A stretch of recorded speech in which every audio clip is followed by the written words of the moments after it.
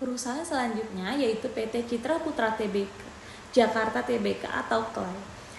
CLAI merupakan perusahaan yang bergerak di bidang perhotelan, real estate, dan properti, termasuk pengoperasian hotel seperti The Stone Hotel Bali dan CLAI Hotel Jakarta. Kinerja keuangan pada perusahaan ini, pendapatan perusahaan turun tajam sebanyak 50% menjadi 53,12 miliar pada 2025, jauh dari 107 miliar tahun sebelumnya. Karena pengetatan anggaran pemerintah terhadap kegiatan pariwisata atau seremonial. Hal ini membuat laba bruto turun signifikan.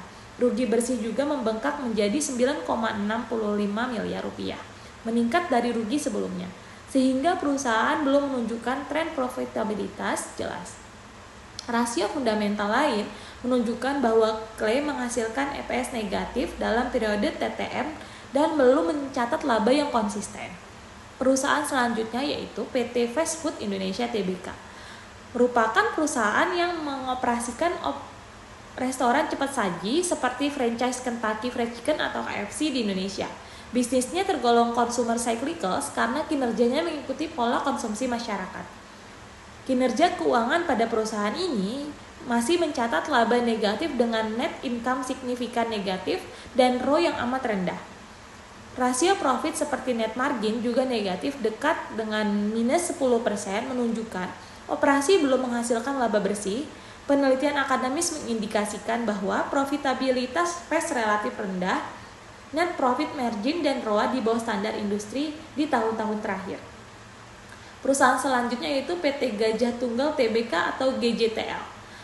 Perusahaan ini merupakan perusahaan yang salah satu produsen ban terbesar di Indonesia dan Asia Tenggara.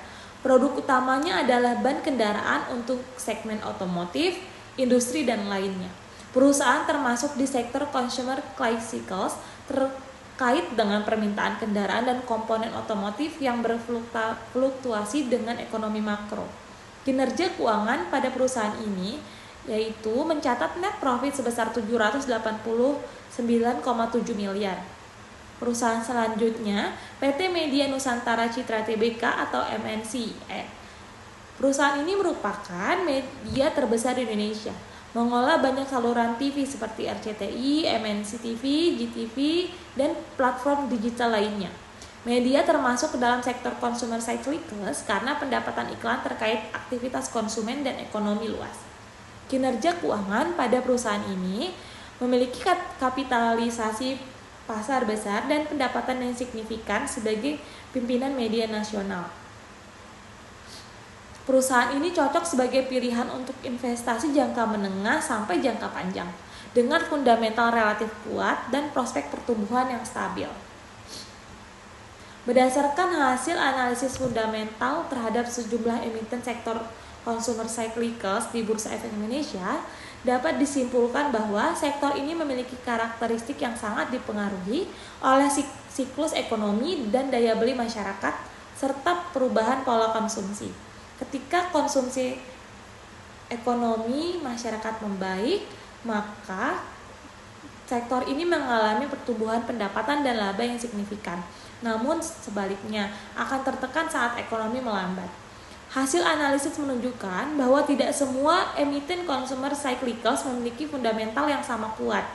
Emiten seperti PT MAPI, MAPA, ACES, ERA, dan Gajah Tunggal, serta PT Media Nusantara atau MNCN secara umum menunjukkan kinerja keuangan yang relatif stabil, profitabilitas positif, serta prospek pertumbuhan yang baik melalui ekspansi usaha, diversifikasi produk, maupun transformasi digitalnya.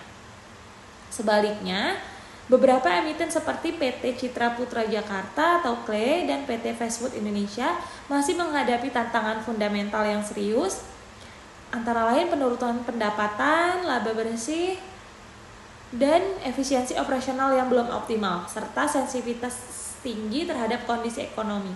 Hal ini menyebabkan prospek jangka menengah hingga jangka panjang kedua emiten tersebut relatif lebih berisiko. Selain itu, sektor media seperti PT Surya Citra atau SCMA dan PT MNCM menunjukkan bahwa transformasi digital menjadi faktor kunci keberlanjutan bisnis. Mengingat tekanan terhadap iklan televisi konvensional, keberhasilan monetisasi platform digital dan konten menjadi penentu utama prospek jangka panjang.